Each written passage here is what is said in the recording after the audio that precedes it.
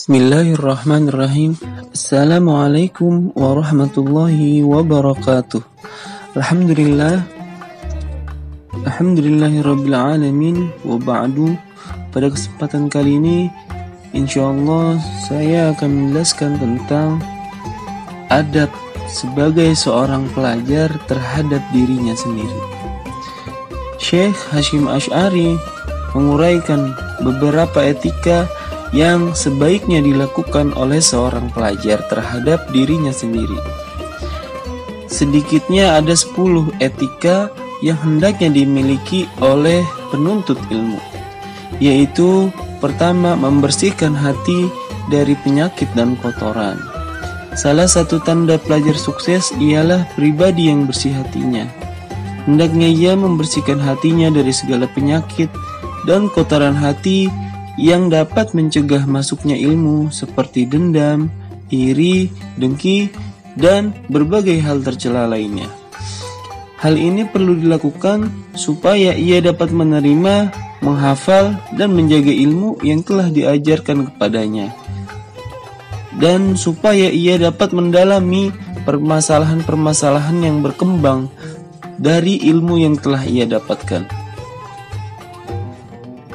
Ulama abad ke-8 Masehi yaitu Al-Imam Asy-Syafi'i pernah mengadu kepada gurunya, yaitu dengan bersyair, "Syakautu ila waqi'in su'a hifzi fa arsyadani ila tarkil ma'asi wa akhbarani bi anna al-ilma nurun wa nurullahi la yahdi li'asi."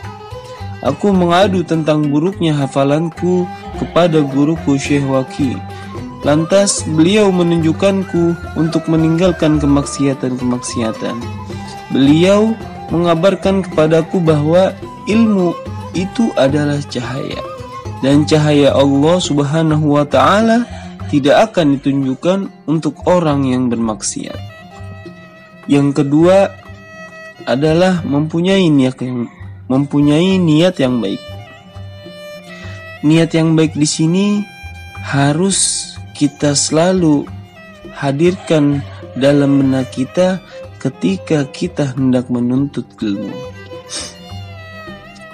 Syekh Hasyim Asy'ari memberikan beberapa kriteria niat yang hendaknya ditancapkan dalam hati seorang pelajar, yaitu pertama, meraih ridho Allah Subhanahu wa ta'ala. Kedua, mengamalkan ilmu dalam kehidupan, lalu menghidupkan dan melestarikan syariat, menerangi dan menghiasi hati, dan mendekatkan diri kepada Allah. Sedangkan niat yang dilarang adalah tujuan-tujuan duniawi seperti ambisi kekuasaan, jabatan, harta benda, menyombongkan diri, dan gila hormat. Yang ketiga adalah segera belajar, tidak menunda-nunda. Seorang pelajar hendaknya ia tidak boleh menunda masa belajar, tetapi ia harus memanfaatkan masa muda dengan segala waktu untuk menuntut ilmu. Jangan sampai ia terlena dengan nafsunya yang selalu ingin menangguhkan masa belajar. Hal ini tidak lain karena waktu yang terus berjalan tidak mungkin digantikan oleh siapapun. Sehingga andai ia memanfaatkan waktu, maka waktunya itu akan sangat berharga. Tetapi jika ia tidak memanfaatkan, maka waktunya akan terlewat sia-sia tanpa faidah. Yang keempat adalah menerima apa yang telah menjadi bagiannya. Seorang pelajar hendaknya menerima dengan rela apa yang disediakan baginya, berupa makanan, sandang, pakaian. Para pelajar hendaknya memilih kesederhanaan dan menghindari segala kemewahan selama menempuh jalan ilmu.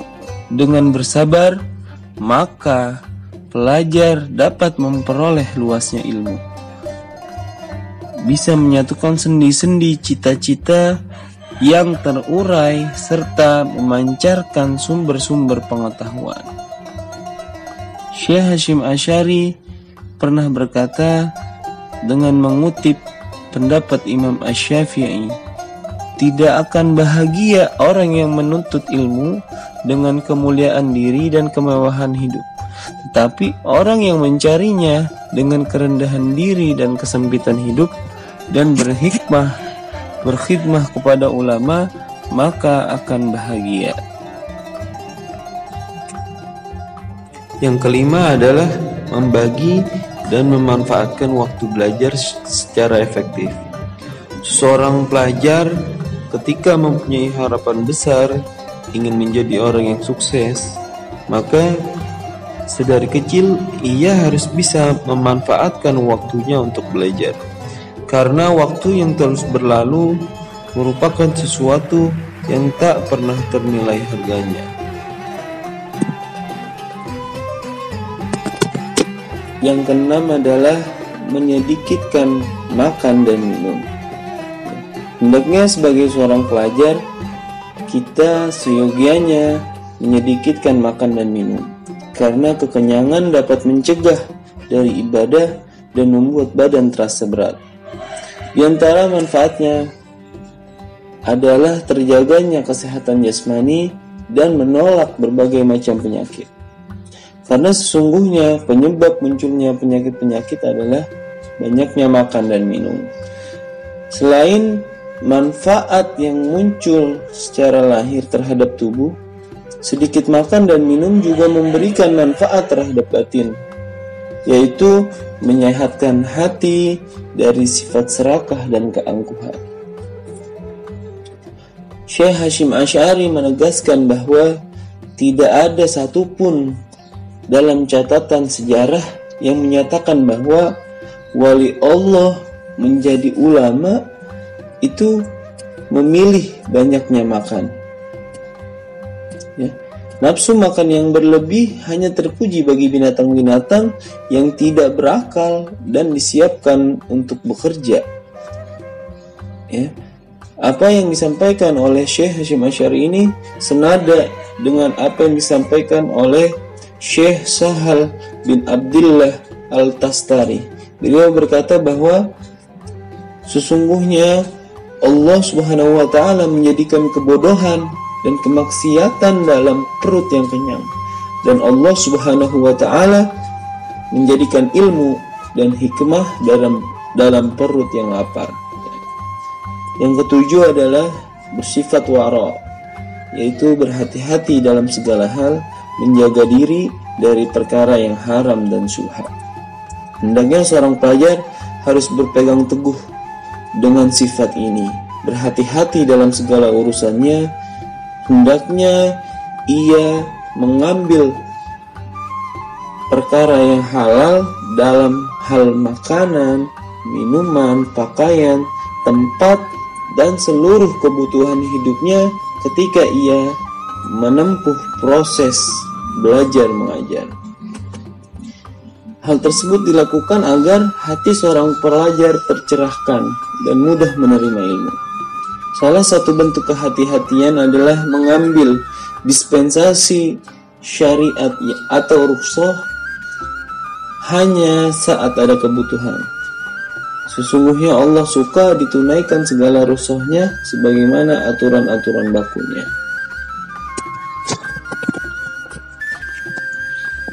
Yang kedelapan adalah menghindari makanan yang menyebabkan kebodohan dan melemahnya daya tangkap. Makanan merupakan faktor krusial yang menentukan keberhasilan seorang pelajar. Apa yang ia makan akan berpengaruh terhadap kesuksesannya. Oleh karena itu, Syekh Hasyim Asy'ari menyampaikan bahwa seorang pelajar harus mengurangi konsumsi makanan yang dapat menyebabkan bodoh dan lemahnya daya tangkap. Beliau juga menganjurkan agar para pelajar menghindari apel masam, kacang-kacangan, dan cuka.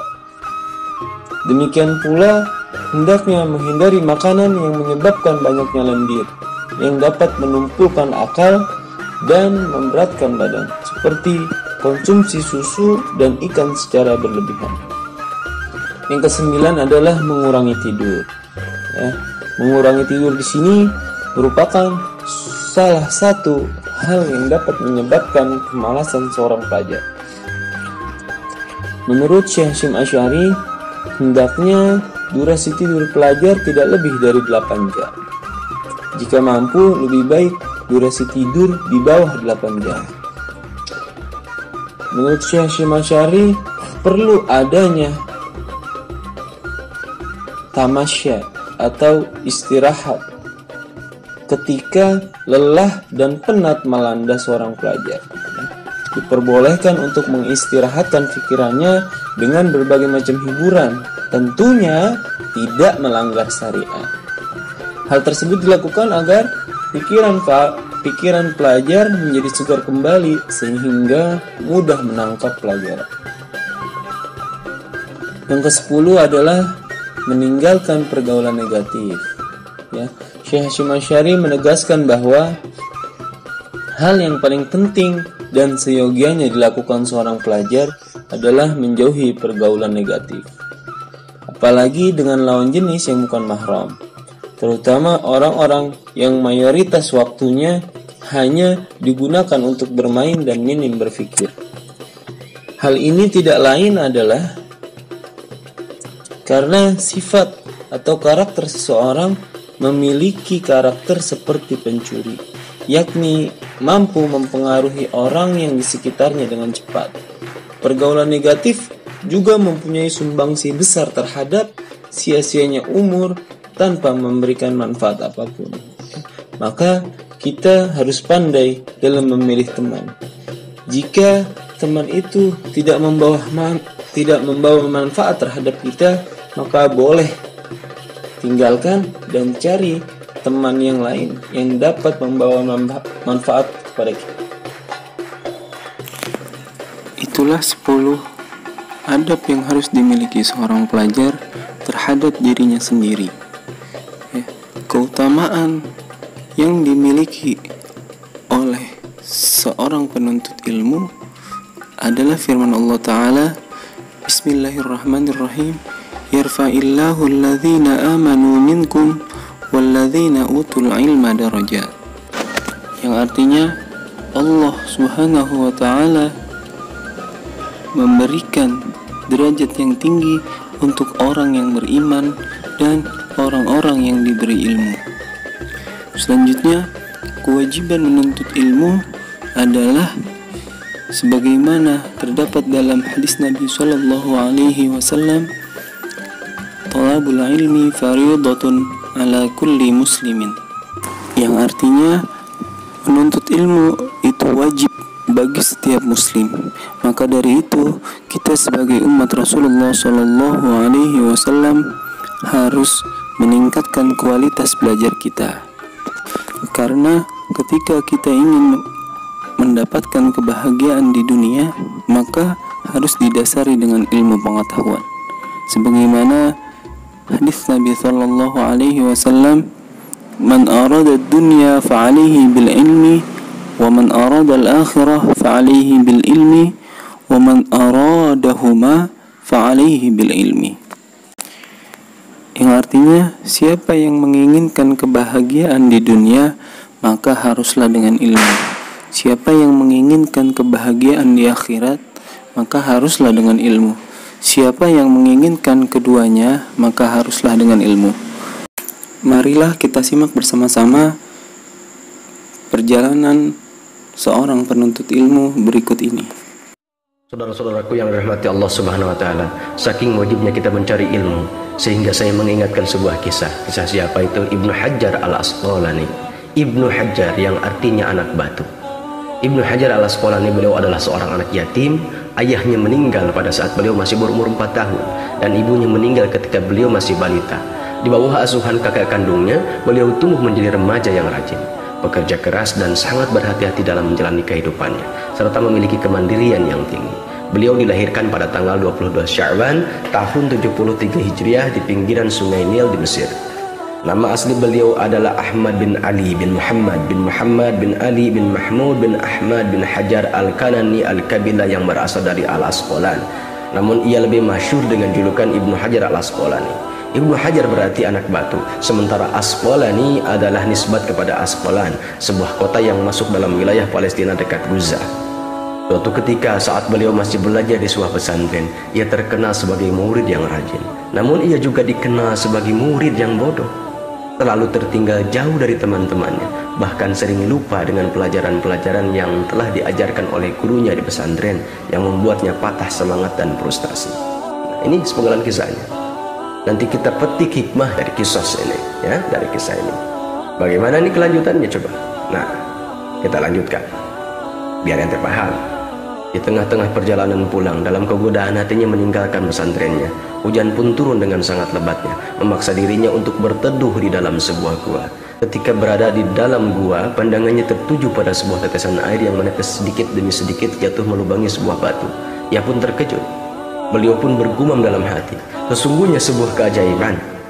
Melihat kejadian itu, beliau pun merenung, bagaimana mungkin batu itu bisa terlubangi hanya dengan setes air?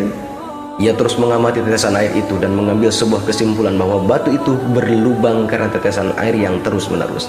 Dari peristiwa itu seketika tersadar bahwa betapapun kerasnya sesuatu, jika ia asah terus-menerus, maka ia akan menjadi lunak. Batu yang keras saja bisa terlubangi oleh tetesan air, apalagi kepala saya yang tidak menyerupai kerasnya batu. Jadi kepala saya pasti bisa menyerap segala pelajaran jika dibarengi dengan ketekunan, rajin, dan sabar. Sejak saat itu semangatnya pun kembali tumbuh. Lalu beliau kembali ke pesantrennya dan menemui gurunya dan menceritakan peristiwa yang baru saja ia alami. Melihat semangat tinggi yang terpancar di jiwa beliau, gurunya pun berkenan menerimanya kembali untuk menjadi murid di pesantrennya itu. Sejak saat itu, perubahan pun terjadi dalam diri Ibnu Hajar. Beliau menjadi murid yang tercerdas dan melampaui teman-temannya yang telah menjadi para ulama besar, dan ia pun tumbuh menjadi ulama tersohor dan memiliki banyak karangan kitab-kitab yang terkenal di zaman kita sekarang ini. Di antara karya beliau yang terkenal ialah Fathul Bari, Asy-Syarih Sahih Bukhari, Bulughul Maram min Alidatul Akhram, Al-Isabah fi Tamyiz Sahabah, Tahzibut Tahzib, Ad-Darul Kaminah, Taghliqut Talik, Inba'ul Gumar bi Anba'il Umar, dan lain-lain. Bahkan menurut muridnya yaitu Imam Asy-Syakawi, karya beliau mencapai lebih dari 270 kitab. Sebagai peneliti pada zaman itu menghitungnya dan mendapatkan sampai 282 kitab. Kebanyakan berkaitan dengan pembahasan hadis. Catatan hikmah dari kisah ini adalah kisah beliau di atas bisa menjadi motivasi bagi kita semua, bahwa sekeras apapun itu dan sesusah apapun itu, jika kita betul-betul ikhlas dan tekun serta kontinu dalam belajar, niscaya kita akan menuai kesuksesan. Jangan pernah menyerah ataupun putus asa, karena kegagalan itu hal yang biasa. Tapi jika Anda berhasil bangkit dari kegagalan itu, baru luar biasa. Cukup sekian materi Ramadan ini. Semoga apa yang disampaikan dapat bermanfaat buat kita semua. Hadanallah wa iyyakum ajma'in. Tsumma assalamualaikum warahmatullahi wabarakatuh.